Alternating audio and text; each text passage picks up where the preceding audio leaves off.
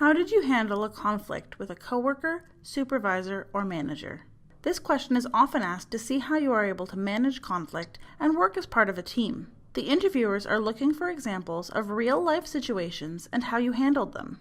Your ability to demonstrate problem solving when resolving conflicts while dealing with different personalities will give the employer confidence that this is something you will be able to effectively deal with in the future. The STAR technique is useful for this question. Avoid saying that you've never had a conflict or using negative language to describe others in the situation. Your answer should not include relying on your manager to solve the problem. Employers want to know that you are able to overcome small conflicts and move forward without interrupting the flow of the workplace. We'll show you an example of what not to do, followed by an example of a good answer to this question.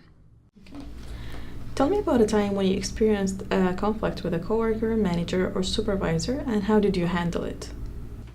While I was working as an administration assistant, the firm I was working at had some staffing changes.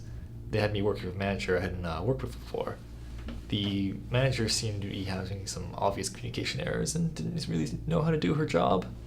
I thought the best course of action was to ignore the problem and hope it went away. I didn't see any value in talking to her because she seemed really socially awkward, and I quit not too long after that. That answer didn't work. Here's why.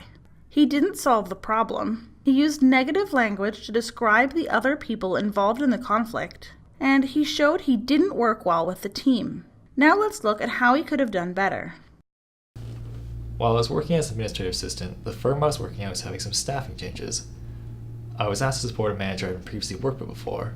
The new manager provided less feedback than my previous manager, and I found I had a hard time identifying what he wanted from me. I knew I had to clarify what exactly the expectations were of me and how I could better help him. I suggested we meet and have a conversation about this. In the meeting, I acknowledged our disagreements and we talked about what was working and what wasn't working. An honest conversation about work styles and expectations led to a better understanding of how we could work more effectively. Listening and understanding each other's point of view was helpful in coming up with a solution. After we had this conversation, we worked together successfully for several years. Ever since this experience, I always take the opportunity at the beginning of a new job to discuss expectations. That was a good answer. Here's why. He overcame the issue and worked well with others. He explained how he resolved the issue, showing problem-solving skills. He described the situation using STAR: situation, task, action, result.